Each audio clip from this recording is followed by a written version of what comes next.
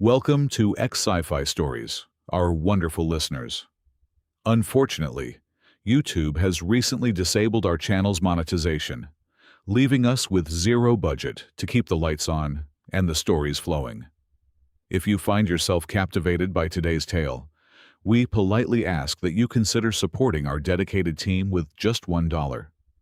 This will help pay our staff for their living expenses so they can continue creating these vast universes for you.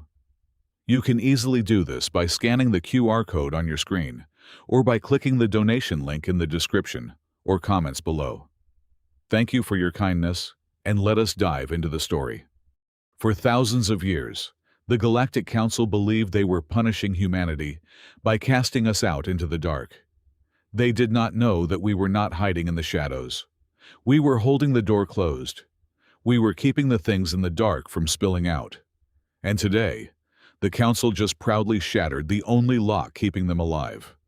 The Great Hall of the Galactic Council was a monument to overwhelming arrogance and suffocating power. Carved into the heart of a dead moon, its ceiling vaulted so high that it generated its own microclimate, complete with drifting clouds of engineered stardust. Towering pillars of luminescent obsidian stretched upward like the ribs of some ancient leviathan, designed specifically to make any individual standing beneath them feel utterly microscopic. On this day, the hall was packed. Tens of thousands of delegates from thousands of star systems occupied the floating amphitheater tiers, their murmurs vibrating through the cold, synthetic air. They had gathered for a single purpose. They were here to vote on the Purge Act, a legislative strike meant to surgically excise humanity from the core treaty.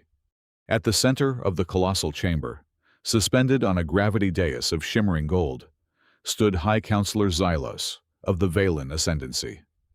His race considered themselves the apex of cosmic evolution, and his voice thundered across the vast space, amplified by acoustic fields to sound like the voice of a god.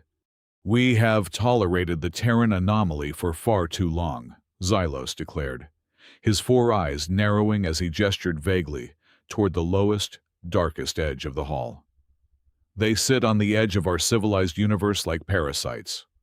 For 3 centuries, they have occupied the borders of the Weeping Nebula, a region dense with untapped cosmic energy. And for 3 centuries, they have hoarded the core technology required to harvest it." The murmurs of the tens of thousands of delegates swelled into a chorus of unified disdain. "They refuse to share their innovations," Xylos continued, his tone dripping with polished venom. "They claim their silence is for our own protection. What utter nonsense! The truth is simple. Humanity is an inherently selfish species. They are technologically stunted, clinging to primitive kinetic weapons and outdated combustion theories, terrified that if they share their supposed energy harvesting methods, they will lose their pathetic grip on relevance. They are a stagnant rot on the edge of our borders, actively hindering the evolutionary march of the entire galaxy. I say we cut off the dead flesh." Far below the blinding lights of the central podium, seated at a cramped, unadorned durasteel desk in the outermost fringe of the hall, sat Supreme Strategic Ambassador Cassidy Bohannon. She was the sole voice for billions of human lives, yet she did not activate her microphone. She did not request a rebuttal. Dressed in a stark, charcoal military dress uniform, she sat perfectly still. If one were to look closely past the political theater, they would have noticed something deeply unsettling about her composure. There was no anger in her sharp, hazel eyes.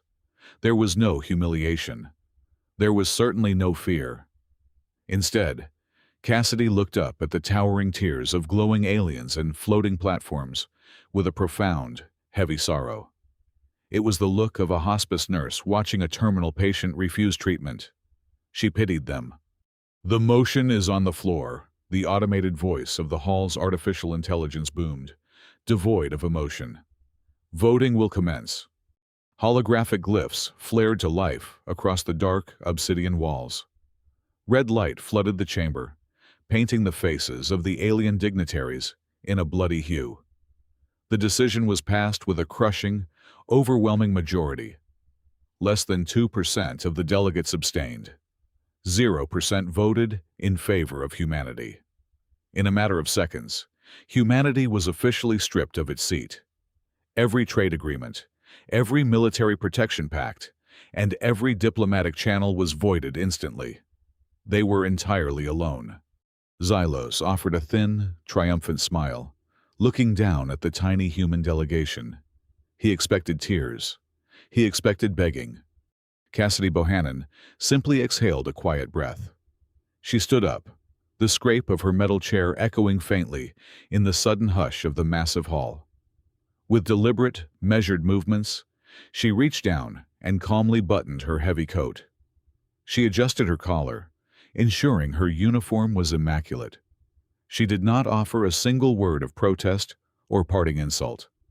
Turning away from the High Counselor, she raised her right hand and offered a brief, sharp wave. It was a tactical signal. Immediately, the small retinue of human aides and military attachés stood up behind her. Moving with the synchronized precision of an honor guard, they turned their backs on the Galactic Council. Cassidy led the Terran delegation out of the Great Hall. Their boots struck the polished marble floor in absolute, terrifying silence. Behind them, tens of thousands of alien delegates exchanged victorious glances and triumphant sneers, completely unaware that they had just celebrated their own death sentence. For 72 standard hours, the core worlds of the Galactic Council drowned themselves in the intoxicating glow of absolute victory. Lavish celebrations echoed through the towering spires of the capital planet.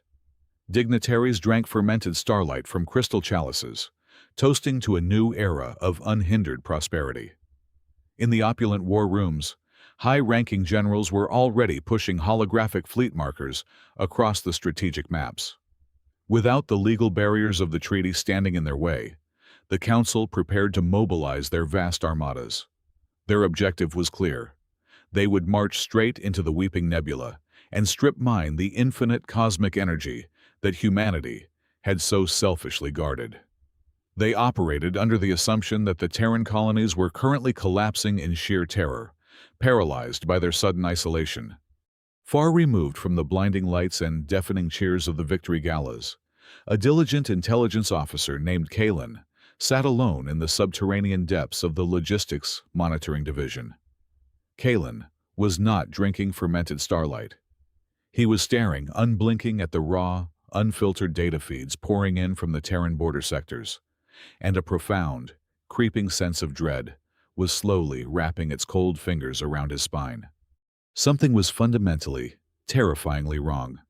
Kalen ran the socio-psychological predictive models for the fourth time. According to every established metric of galactic behavior, when a species was suddenly excommunicated and stripped of military protection, the resulting shockwave caused immediate systemic collapse. There should have been billions of frantic distress signals lighting up the communication grids. The border colonies should have been consumed by mass riots. There should have been panicked civilian freighters attempting to blindly breach the quarantine zones, pleading for asylum. Instead, Kalen looked at a monitoring grid that was completely, utterly black. Total radio silence. Not a single distress beacon had been triggered across thousands of light-years of human territory. It was an absence of noise so profound that it directly violated fundamental laws of societal preservation. It did not resemble the chaotic aftermath of a political eviction. It felt exactly like the suffocating silence of a predator waiting in the dark. Driven by a mounting paranoia that he could no longer ignore, Kalen bypassed his superiors and authorized a covert deep space reconnaissance flight.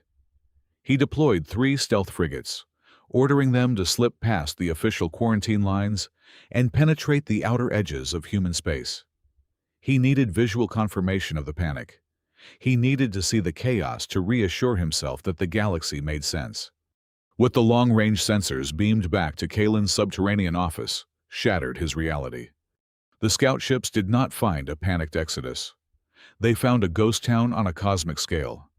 The massive defensive outposts, the sprawling orbital civilian habitats, and the colossal cosmic lighthouses that had fiercely marked the human borders for centuries were completely gone. They had not been bombed or destroyed by infighting. They had been surgically dismantled. Every solar panel, every habitat ring, every structural rivet had been packed up and hauled away, leaving behind nothing but the cold, empty vacuum of space. Desperate for answers, Kalin ordered the frigates to scan the residual quantum wakes left behind by the Terran logistics haulers. He tasked the central supercomputer to calculate the decay rate of the engine exhaust signatures, hoping to pinpoint exactly when the humans had begun their frantic retreat. The computer processed the temporal data and projected the timeline onto the main screen. Kalin stopped breathing. The blood completely drained from his face. The dismantling had not begun yesterday. It had not started a week ago. The exhaustive, systemic withdrawal of all human assets had been completed precisely 6 months before the Council even drafted the Act of Purge. Humanity had not run away in fear of the eviction. They had orchestrated their own departure. They had predicted the Council's betrayal and packed up their entire civilization with the cold, calculated precision of a ticking metronome. Every single civilian, every military vessel, every scrap of usable technology had been quietly pulled back into the dense, swirling fog of the Weeping Nebula over half a year ago, completely undetected by the arrogant politicians of the Corps. As the stealth frigates prepared to turn back, their sensors caught a faint anomaly. There was one solitary object floating in the dead space where the Terran Prime Relay used to dominate the sector. It was a stripped-down, obsolete communication buoy, powered down to minimal life support to avoid detection. Kalin authorized the remote download. It was a heavily encrypted data packet containing a single audio file. The encryption key was surprisingly simple, left almost as a dark joke for whoever found it first. Kalin initiated the decryption protocol. The silence of his office pressed heavily against his ears, amplifying the pounding of his own heart. The transmission crackled to life. The voice of Supreme Strategic Ambassador Cassidy Bohannon filled the dimly lit room. Her tone held no defiance. It held no fear. It was hollow, exhausted, and terrifyingly calm. "We were not hiding resources," Cassidy said, her words slicing through the sterile air like a scalpel. "We were holding the leash." The chilling warning left behind by the Terran ambassador was not viewed as a grim prophecy. It was immediately dismissed as the desperate, pathetic bluff of a defeated species. Blinded by thousands of years of unchallenged supremacy and intoxicating greed, the Galactic Council ordered their great expeditionary fleet to advance without a moment of hesitation.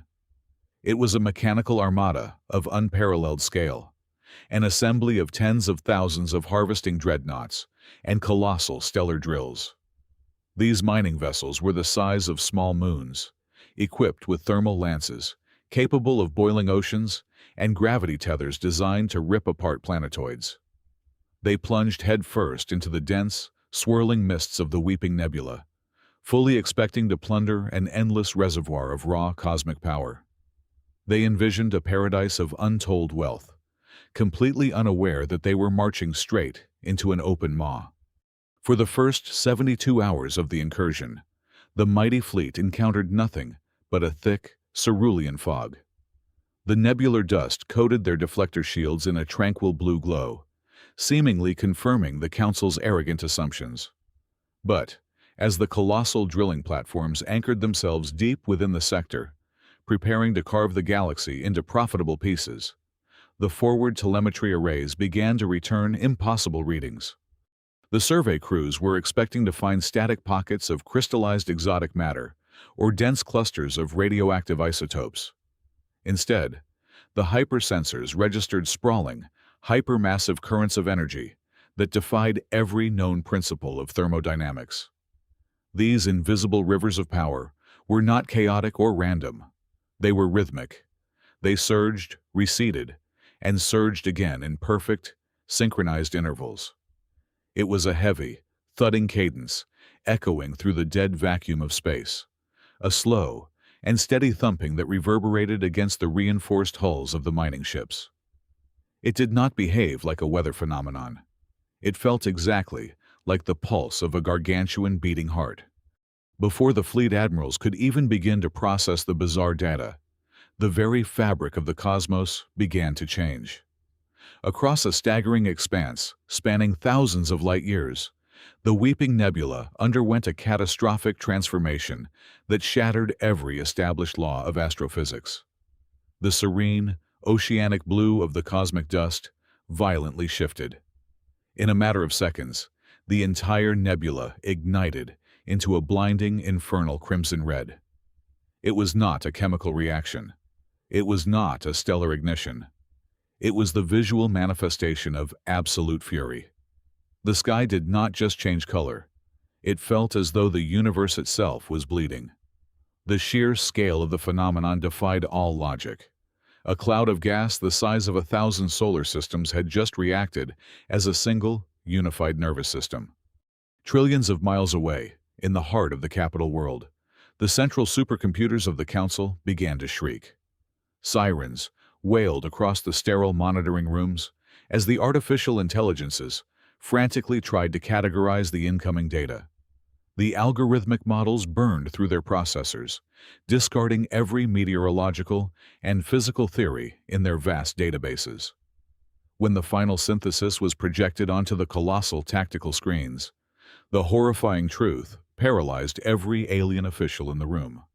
The Weeping Nebula was not a nebula at all. It was not a collection of dead gases and star remnants. It was a biological entity. It was an apex space parasite of incomprehensible proportions, a dormant leviathan whose sprawling anatomy draped across hundreds of star systems like a suffocating shroud. And it was waking up. The terrifying realization slammed into the intelligence officers with the force of a supernova. For centuries, the Council had mocked humanity for their primitive kinetic technology and their stubborn refusal to adopt advanced energy weapons. They had laughed at the massive low-frequency seismic generators that the Terrans had built along their borders. They thought those machines were the crude, inefficient tools of a paranoid and backward race. In that bone-chilling moment of clarity, the Council finally understood. Those seismic generators were not weapons. They were a lullaby.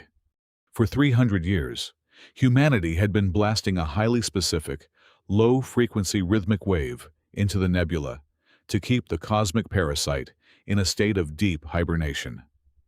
The constant, rhythmic drumming of the Terran kinetic engines had mimicked a dominant cosmic heartbeat, locking the parasite in an artificial slumber.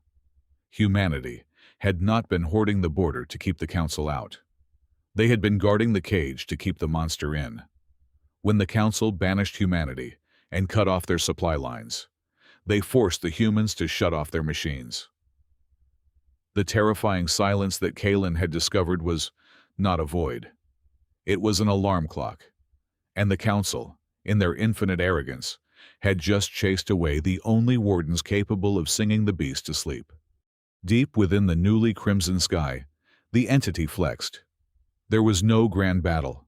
There was no heroic exchange of laser fire or dramatic last stands. The entity simply unleashed a biomagnetic storm of such staggering magnitude that it ripped the fundamental forces of physics apart. The biomagnetic wave hit the fleet like a physical wall of sheer kinetic force. Shields overloaded and detonated before the warning alarms could even register the threat.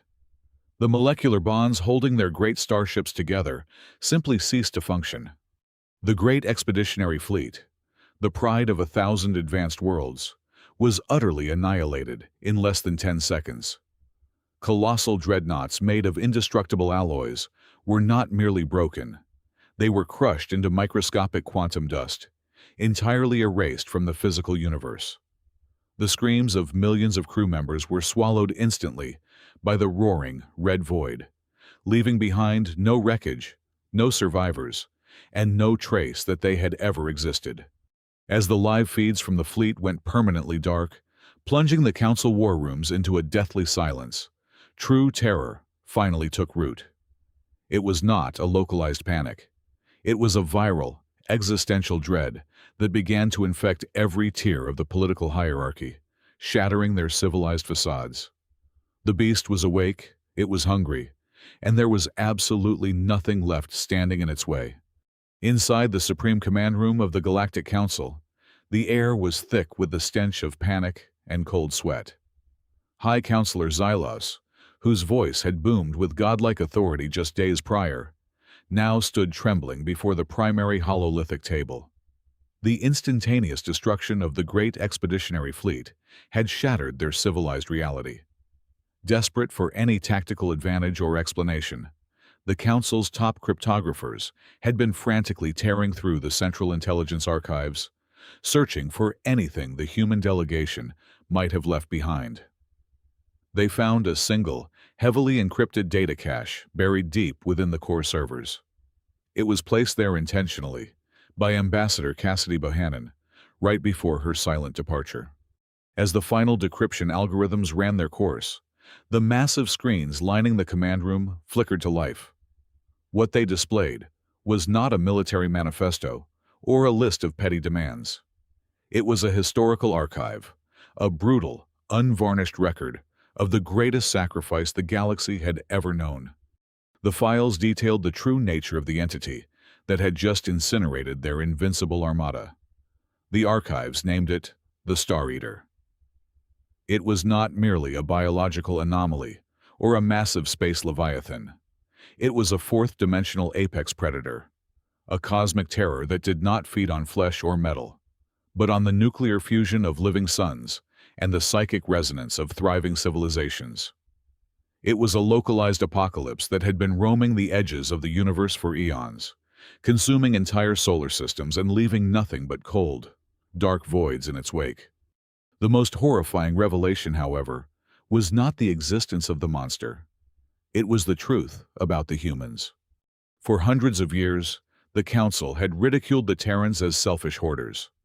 They had mocked them for refusing to share the supposed energy harvesting technology they deployed along the borders of the nebula.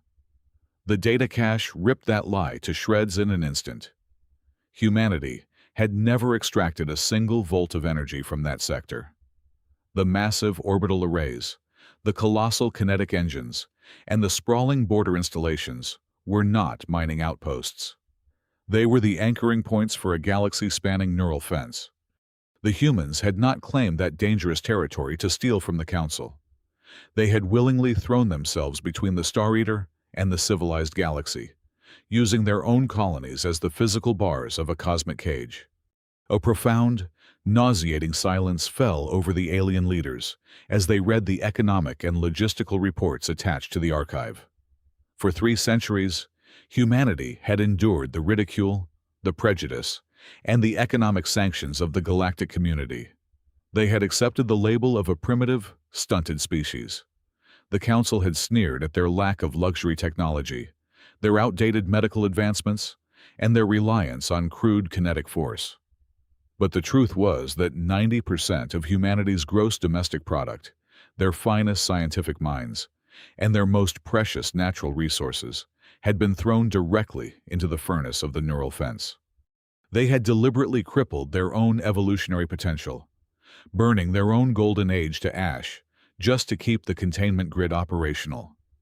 They had carried the weight of the universe in absolute secrecy, knowing that the arrogant politicians of the Council would never believe them, let alone help them bear the burden. Xylos gripped the edges of the hololithic table, his 4 eyes wide with a terror that went beyond the physical realm. The philosophical weight of what they had done began to crush his spirit. The humans were not parasites. They were the silent, bleeding guardians of a galaxy that absolutely hated them. And then, the final piece of the puzzle snapped into place, delivering a blow so devastating that several senior delegates literally collapsed to the polished floor. The archive clearly outlined the energy requirements for the neural fence. It required a constant, massive influx of rare isotopes and conductive materials from the core worlds to maintain the low-frequency rhythm that kept the Star Eater asleep. By passing the Purge Act, The Council had not just evicted humanity. By instantaneously voiding all trade agreements and cutting off the Terran supply chains out of pure spite, the Council had severed the very fuel lines that kept the cage locked. They had not punished humanity. They had starved the prison of its power. They had personally handed the keys to the apocalypse. "May the ancestors forgive us," Xylos whispered, his voice cracking, entirely devoid of its former majesty. "We cut our own throats."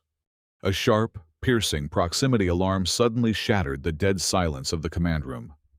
The deep space long-range telemetry satellites, the very few that had not been melted by the biomagnetic storm, began transmitting a live visual feed from the edge of the human quarantine zone.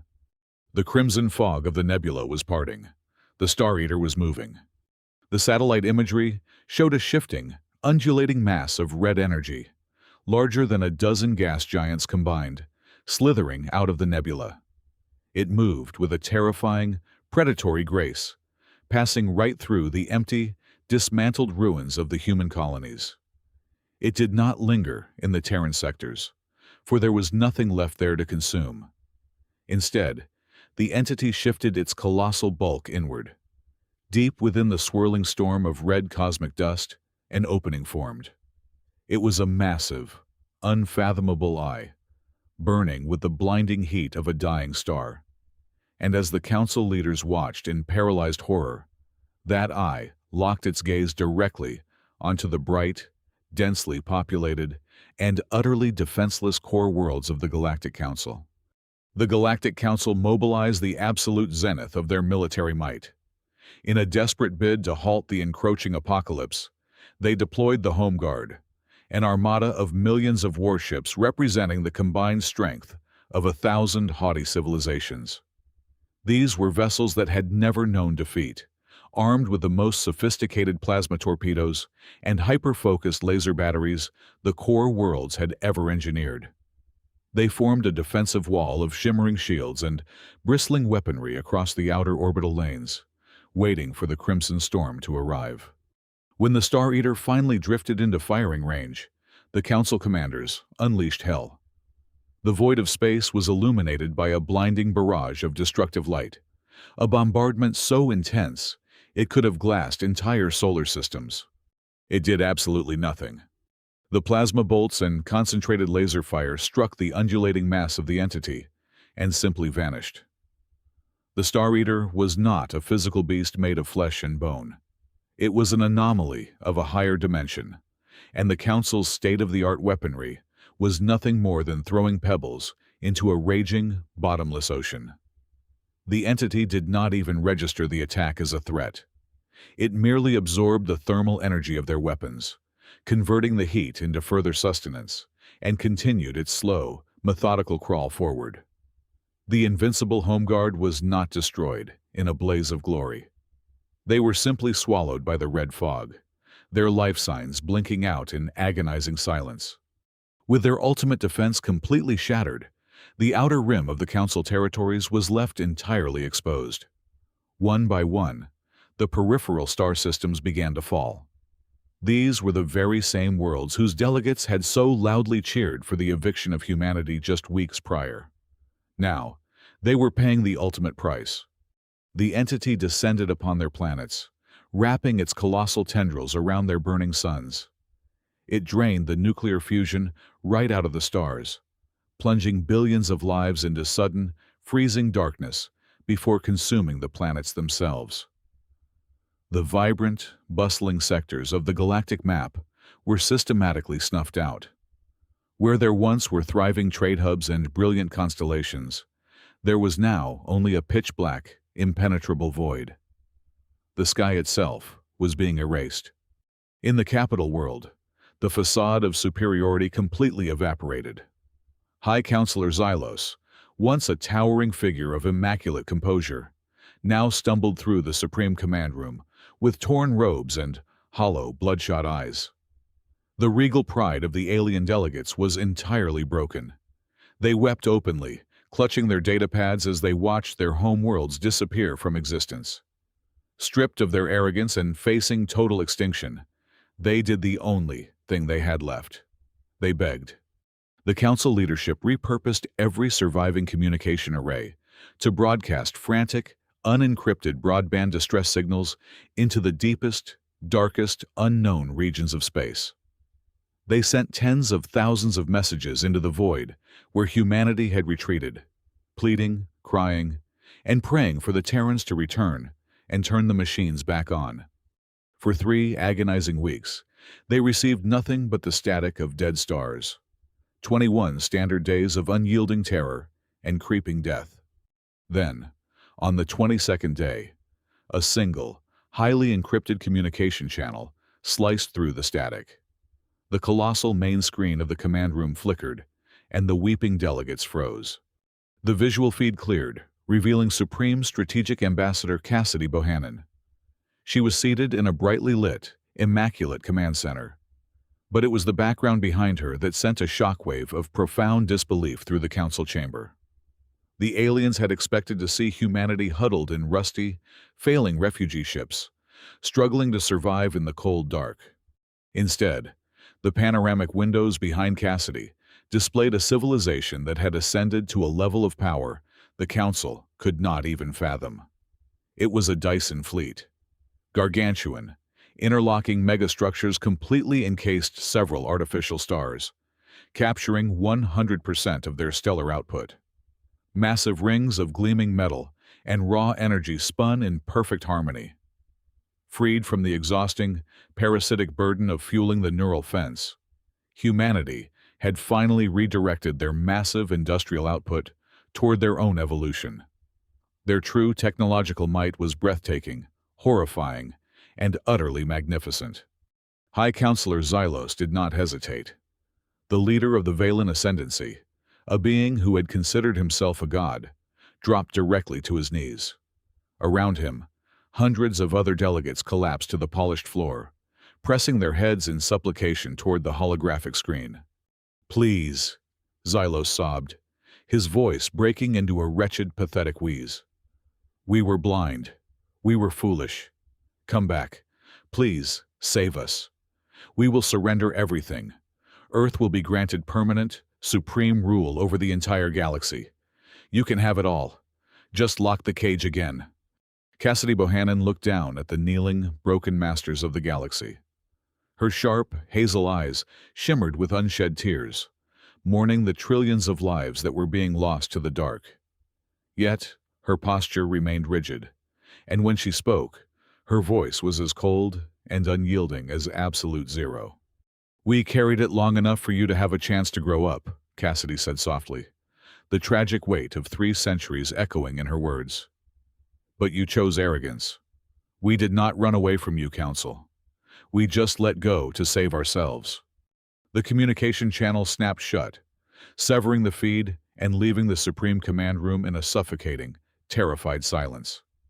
That silence was almost immediately broken by the violent groaning of the planet itself. The Star Eater had finally arrived at the central capital of the Galactic Council.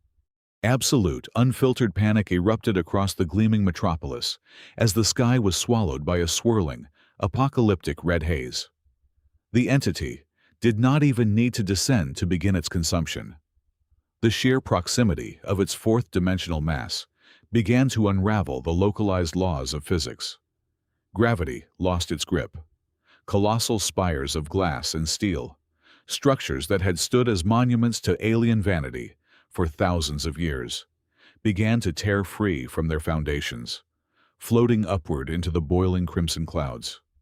The atmosphere itself ignited into auroras of blinding, radioactive fire. Deep within the command bunkers, emergency artificial intelligences screamed out a final, dreadful countdown. Total planetary consumption would occur in less than 5 minutes.